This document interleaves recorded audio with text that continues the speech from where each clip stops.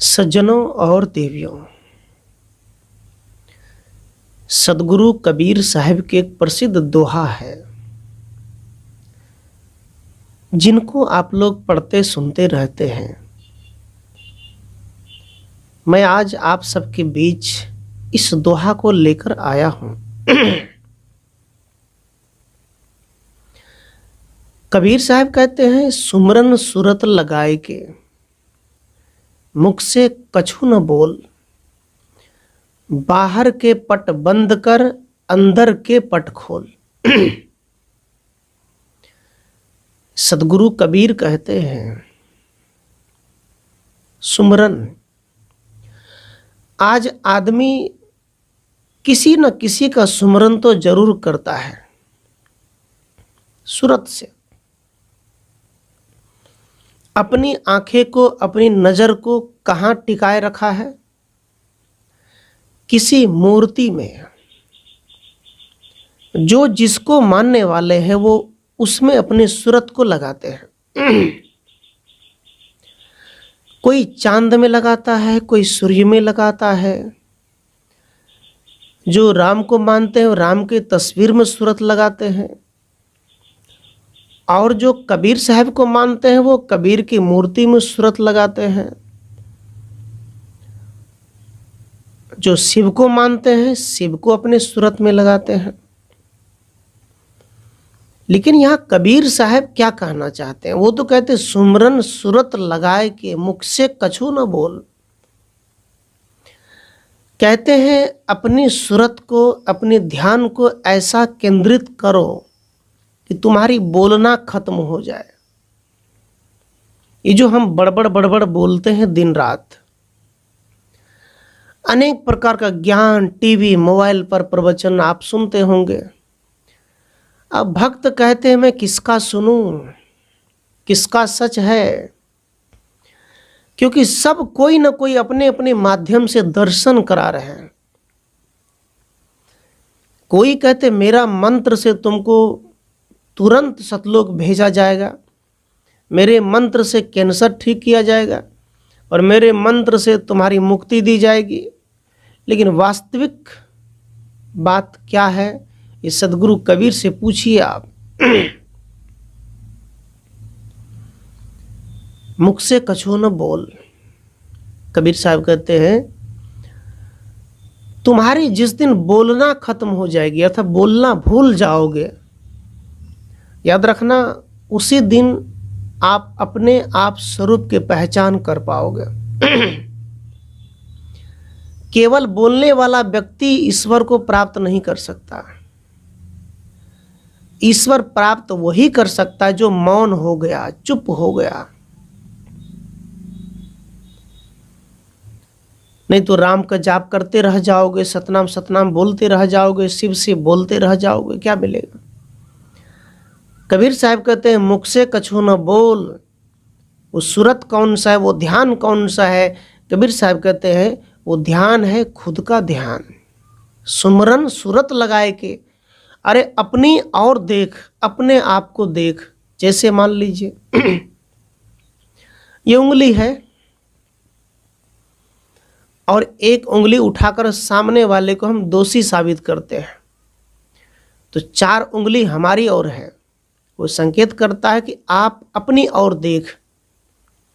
ऐसे ही यदि हमारा मन बहिर्मुख है, यदि हम बाहर की दुनिया, बाहर की भगवान की लालसा में है, तो साहब कहते हैं ये तुम्हारा सुमरन नहीं है। तुम्हारा सुमरन तब सफल होगा जब तुम भीतर अपने आप को झांकोगे, अपने आप में परिवर्तन लाओगे। सज्जनों, आज लोग होली का उत्सव तो मना रहे हैं।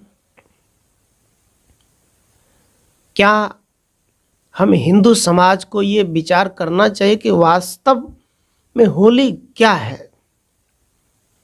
होली उत्सव क्यों मनाना चाहिए? क्या विचार किए? नहीं किए। सज्जनों, होली उत्सव, याद रखना, उत्सव उसे कहते हैं जहां आत्मा शांति हो जाए। ऐसे उत्सव को मनाओ, ऐसे उत्सव में बैठो जहां बैठने से आत्मा को शांति और सुकून मिले। लेकिन हमारे हिंदू परंपरा में एक ब्राह्मण ने होली के दिन एक होलिका नाम की महिला को जिंदा जला दिया, जिंदा तड़पा तड़पा कर मार दिया, और उनके नाम से क्या कहा, होलिका दहन। सज्जनों, ब्राह्मण के दिमाग में तो ये बात चल ही रहा है कि उस जमाने में यदि पति मर गए तो पत्नी को भी जला दो, क्योंकि उनका नियम था, उनका संविधान था, मनुस्मृति था। लेकिन एक बात याद रखना, पति के मर जाने पर पत्नी को जला देना ये कोई कानून नहीं है, कोई धर्म नहीं है। फिर तो पति को भी जला देना चाहिए जब पत्नी मर जाए। तो ये सभी गड़बड़ी धर्म के नाम पे ब्राह्मणों ने किया। आप लोग जो रंग गुलाल लगाते हैं किसके नाम पे? ब्राह्मणों ने कहा होलिका दहन, होलिका मर गई, उस दिन से होली मनाने लग गए। लेकिन याद रखना, ये रंग घोल कर पिचकारी में भर कर दूसरे को रंग डाल देना, आज तो कबीरपंथी भी होली मनाते हैं। सब मनाते, लेकिन कबीरपंथी किस आधार पर होली मनाते ये तो समझ में नहीं आती। केवल गाल में रंग लगा देना, शरीर में रंग गुलाल अबीर फेंक देना, क्या यही मतलब आत्मा का उत्सव है? सज्जनों, आत्मा का उत्सव आत्मज्ञान में है। जिस संत में आत्मज्ञान हो जाते हैं वो तो आत्मा के रंग में रंग गया है, अब बाहर होली मनाने की जरूरत ही नहीं है। लेकिन आज जिसे आप दारू पीकर होली मनाने को कहते हैं, जाकर उनके पूछो। जो व्यक्ति दारू पी करके होली मनाता है, 2 घंटे के बाद नशा उतर गए, वही दुख, वही परेशानी, वही मन में चिंता, वही आपके सामने प्रकट हो जाएंगे। तो क्या होली हुआ? नहीं हुआ। मान लीजिए यदि होलिका गलत थी, यदि ब्राह्मणों ने कहा होलिका ही गलत थी, तो आपके अंदर में शराब का नशा तो गलत है, ये मांस खाकर होली मनाना तो गलत है, सिगरेट बीड़ी पीकर होली मनाना तो गलत है, ये भोला खाकर, भंगोली खाकर, क्या क्या भांग धतूर पीकर होली मनाना तो गलत है। आखिर इस गलती को कब मारोगे? आपने तो होलिका एक नारी को मार दिया। पूरा हिंदुस्तान ब्राह्मणों ने मूर्ख बनाकर सब हिंदुओं को होली तो मनवा लिया। लेकिन याद रखना, एक नारी के मरने पर आपको शोक मनाना चाहिए कि नारी जाति का अपमान हो गया। एक नारी को तड़पा तड़पा कर जला देना, चौराहे पर मार देना, क्या आपने कभी नारी के लिए आंदोलन किया? बस लोटा में ले लिए अबीर, रंग फेंकने लग गए। विचार किए? सज्जनों, होली तब सफल होगा जब तुम अपने अंदर की बुराई को मार डालोगे, तब होली सफल होगा। जो व्यक्ति गुरु के ज्ञान के रंग में डूबा हुआ है उसके लिए सदा होली है, और जिस व्यक्ति के अंदर में आत्मज्ञान की ज्योति जग रही है उनके लिए सदा दीपावली है। हमें किसी राम के नाम पर दिया जलाने की जरूरत ही नहीं पड़ेगी, दीपावली मनाना ही नहीं पड़ेगा। क्यों? क्योंकि दीपक का एक अच्छा अर्थ आप निकालेंगे तो वो है ज्ञान। जिस तरह एक दिया में एक तीली को लगाने से वो बलते हैं, जलती है, जिस तरह एक करंट आने से, बिजली आने से बल्ब जलते हैं और पूरा घर प्रकाश हो जाते हैं, ऐसे ही एक अच्छे गुरु के मार्ग निर्देशन में याद रखना, आप अपने आप को आत्मज्ञानी साबित कर सकते हैं। कोई भांग पी के गिर रहा है, कोई मांस खा के, किसी को होश नहीं है, गाड़ियां गिर गए, कितनी मारपीट हो गई, रास्ते में नशा करके चलते, दूसरे के ऊपर रंग फेंकते, दूसरे को गाली गलौज करते हैं, कई तो मर जाते हैं। क्या ये होली है? हिंदू का होली, हिंदू का पर्व सब नकली है। उसका पर्व असली हो ही नहीं सकता है जब तक वो आत्मज्ञानी नहीं बनेगा।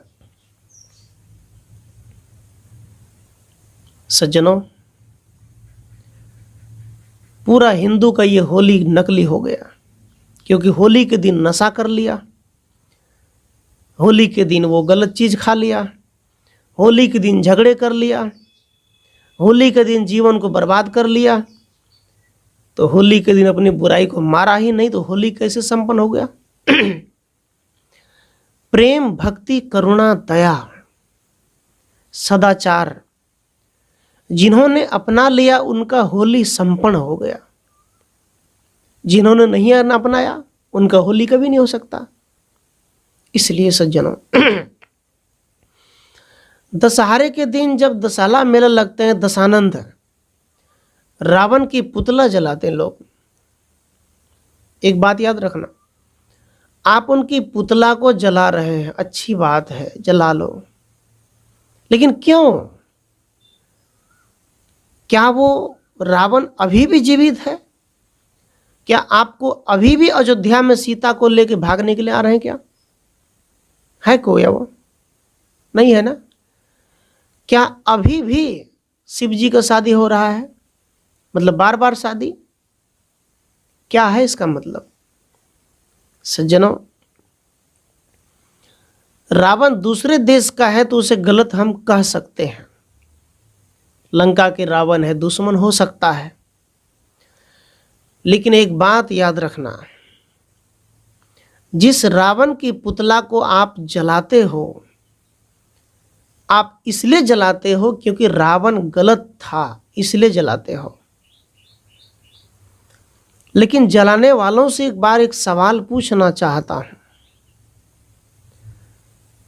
कि रावण तो मर गए, बहुत दिन पहले मर गए। भाई, जब रावण मर गए क्योंकि वो गलत था, तो बार बार वो रावण को जलाने की जरूरत क्यों पड़ रही है? तो रावण ने जलाने वालों को आवाज दिया, सुनो सुनो, का तुम हर साल मुझे जलाते हो, मैं गलत हूं, लेकिन एक बात याद रखना जलाने वालों, जितनी गलत मैं हूं उतनी गलती तुम्हारे अंदर भी है। तुम अपने अंदर की रावण को कब मारोगे? तुम्हारे अंदर में वासना है, तुम्हारे अंदर में क्रोध है, तुम्हारे अंदर में चुगली निंदा है, तुम्हारे अंदर में कपट की बीमारी है। तुम दूसरे की धन को छीन कर खुशी होना चाहते हो, तुम दूसरे को दुख देना चाहते हो। ये रावण से कम नहीं है। रावण ने कहा इसे तो मारो, तुम्हारा नजर गलत है, सोच गलत है, उठना बैठना गलत है, खान पान गलत है, इस रावण को तुम कब मारोगे? मारते क्यों नहीं हो? सज्जनों, एक बात याद रखना, पर्व कोई भी करो, लेकिन पर्व करने के साथ साथ मन की सफाई हम सब मिलकर करें। आप पूजा भी करो, घर में करते हैं, दीप जलाओ, यदि आप जलाते हैं, यदि कोई अगरबत्ती जलाते हैं, किसी भगवान की, किसी तस्वीर की पूजा करते हैं, वो भी करो, मैं कहता हूं करो। लेकिन आप उसी तस्वीर के सामने बैठ जाओ, पलथी मारकर ध्यान की मुद्रा हासिल करो और उस तस्वीर को कुछ देर देख लो, और आपको जो गुरु ने मंत्र दिया है उस मंत्र का जाप करो, और जाप करते करते धीरे धीरे आंखें बंद करो। और आंखें बंद जब करोगे, याद रखना, उस समय केवल अपनी विचारों को शांत करो। बस ये सोचो कि मैं केवल अभी अपना काम के लिए बैठा हूँ, मैं केवल अपने लिए बैठा हूँ। अभी मुझे दुनियादारी, बच्चे, परिवार, दुकान, बिजनेस से कोई मतलब नहीं, केवल अपने लिए। साहेब कबीर ने कहा भी, खाए ले पकाए ले लड़का ब्याह ले, कर ले अपना काम चलती बिरिया रे मना संग न चले छदान। साहेब कबीर कहते हैं कि खा लो पका लो अच्छे से। कुछ लोग ऐसे होते हैं कि अपना मेहनत करते, खुद कमाते, लेकिन उसी कमाई से खर्च करके ठीक से खाना नहीं चाहते, भोजन नहीं करना चाहते, ठीक ठाक कपड़े नहीं पहनना चाहते। जैसा जीवन चल रहा है वैसा ही चलने दो। याद रखना, कबीर साहब कहते खा पका लो, लड़के लड़की बेटे की शादी कर लो और बीच में अपना काम भी कर लो। अपना काम का मतलब ये नहीं कि खेत का काम, अरे तुम 24 घंटा अपना ही काम कर रहे हो। साहिब कबीर कहते हैं अपना काम का मतलब होता है स्वयं का सुधार, मन शांति, क्लेश शांति, अपने आप में परिवर्तन, अपने आप में सुकून शांति, आत्म कल्याण का काम करो। एक मंत्र और दोहरा लो, घर शांति, मन शांति, काल शांति, रोग शांति, पड़ोसी शांति, मन शांति, क्लेश शांति, राग द्वेष शांति।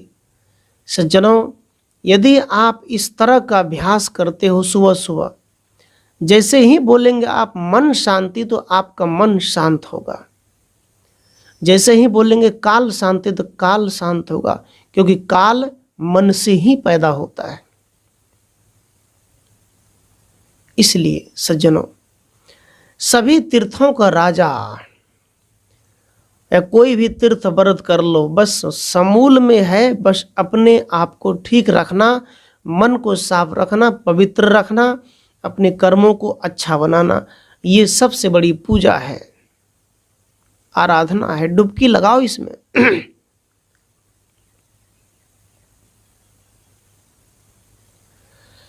कबीर साहब कहते जब लग बोला तब लग ढोला, तब लब सब व्यवहार, ढोला फूटा बोला गया कछु न आया हाथ। कबीर साहब कहते हैं जब लग बोला, जब तक बोलने वाला पुरुष आपके अंदर है तब लग ढोला।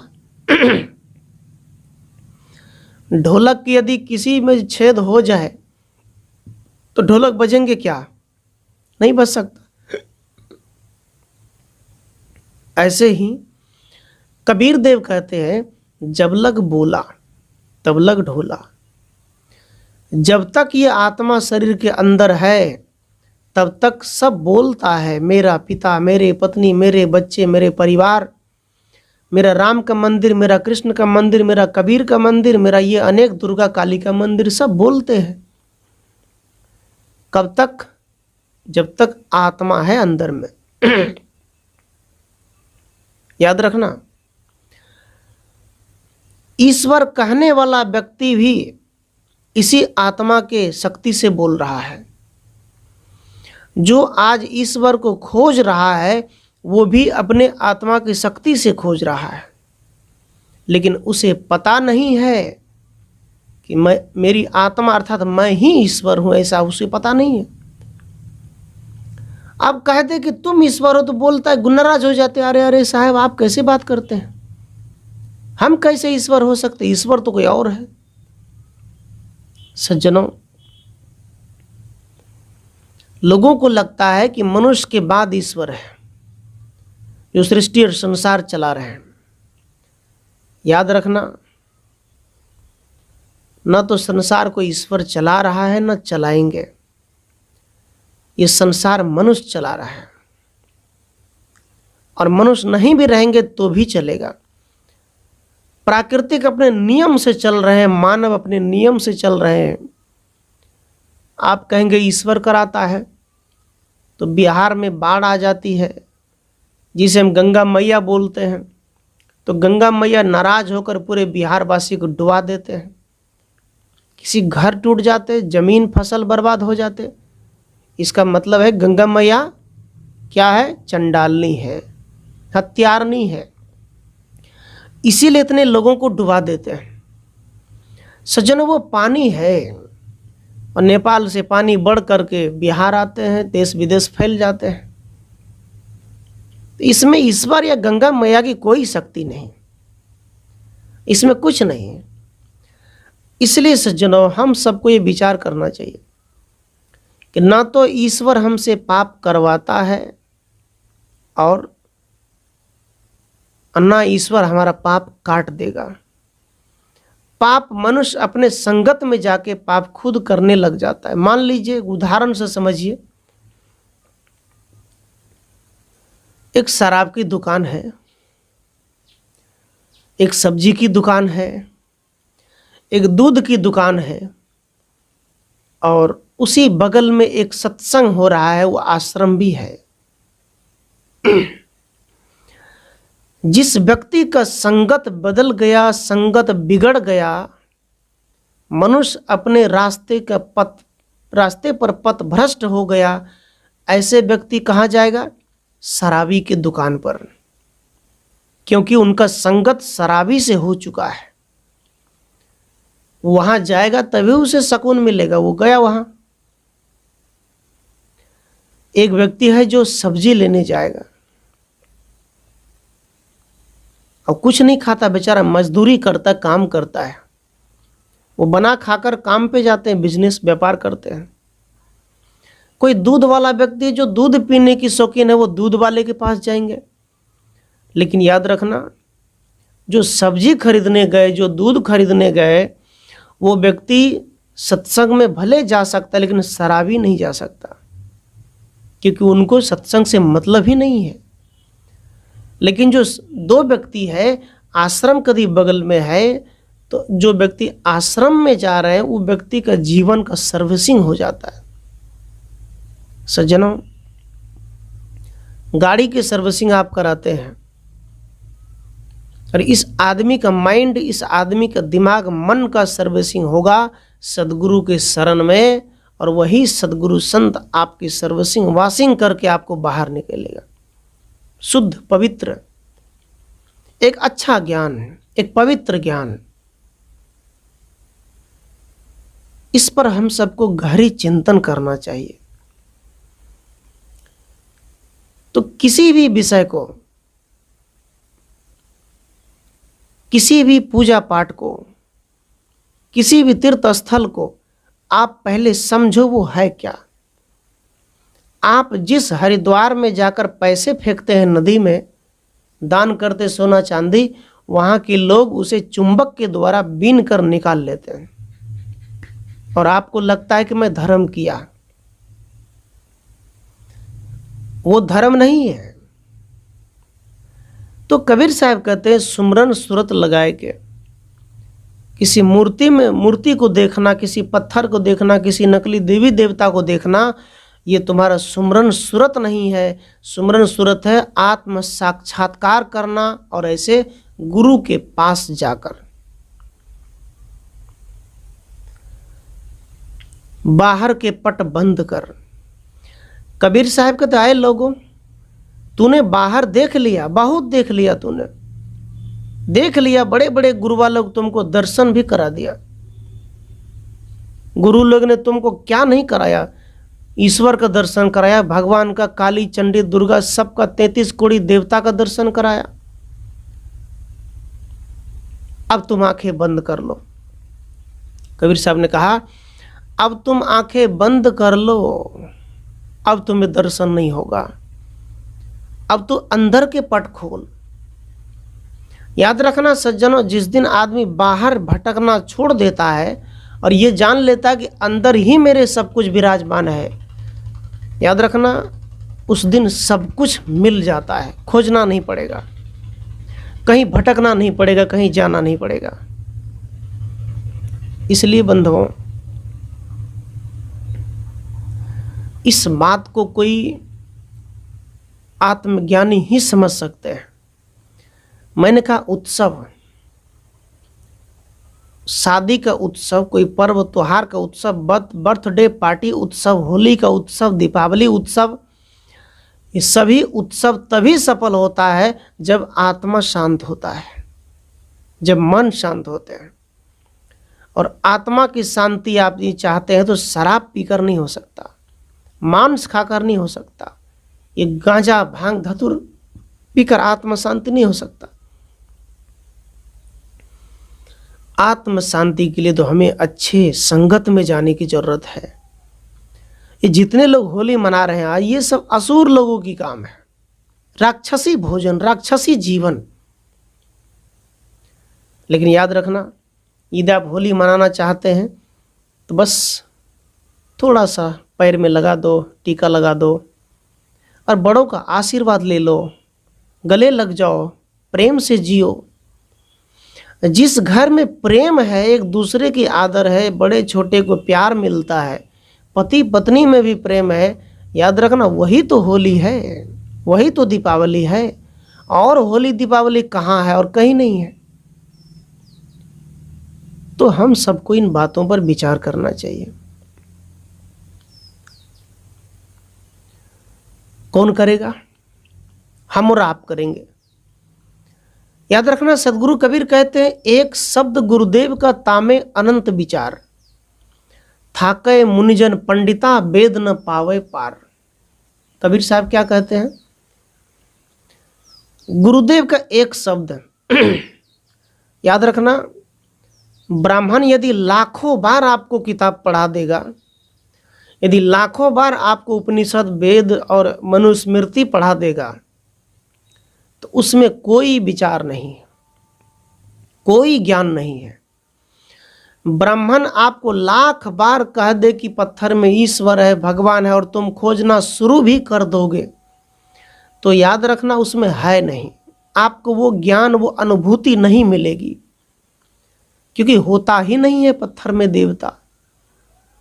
लेकिन यहाँ सदगुरु कबीर कहते, एक शब्द गुरुदेव का, तामे अनंत विचार। याद रखना, यदि तो गुरु के शरण में आया है तो उसमें अनेक विचार हैं। अनेक विचार का मतलब, अनेक विचार का मतलब होता है कि गृहस्थ जीवन में जीने के लिए अनेक अनेक ज्ञान दिया गया है, भरम पाखंड से दूर होने के लिए ज्ञान दिया गया है, माता पिता के बीच में संबंध बनाने की, माता पिता के बीच में गहरी रिश्ता, एक अच्छा जीवन, एक पति पत्नी का रिश्ता, एक अच्छे मार्गदर्शन आपको गुरु ही दे सकते हैं, कोई ब्राह्मण पंडित नहीं दे सकता। इसलिए थाके मुनिजन पंडिता। साहब कहते, बड़े बड़े मुनि ऋषि थक गए, हार गए, वेद न पावे पार। आपने सुना होगा कि पोथी पुराण की कथा बांटने वाला, पढ़ने वाला वो पंडित है, लेकिन वो खुद अपनी मुक्ति नहीं जानते कि हमारी मुक्ति कैसे होगी। लेकिन याद रखना, सदगुरु कबीर कहते हैं, जो मानवता की पुजारी है, जो मानव के साथ प्रेम करता है, जो सभी जीवों पर दया करता है और सद्भावना की पंडित है, जो आत्मज्ञानी है, वही ब्राह्मण है, वही पंडित है और वही एक सच्चे संत है, और कोई बाहर नहीं। तो सज्जनों, मैं आप सबके बीच कुछ देर निवेदन किया। यदि आपको विचार अच्छा लगा तो चैनल को सब्सक्राइब करें और इस संस्था से जुड़ने के लिए स्क्रीन पर दिए गए नंबर पे आप संपर्क करें। और कुछ सेवा सहयोग भी देना चाहें आप आश्रम की प्रसाद के लिए, तो वो भी आप दे सकते हैं। आप सबके अंदर बैठे राम को त्रय बार साहिब बंदगी साहिब।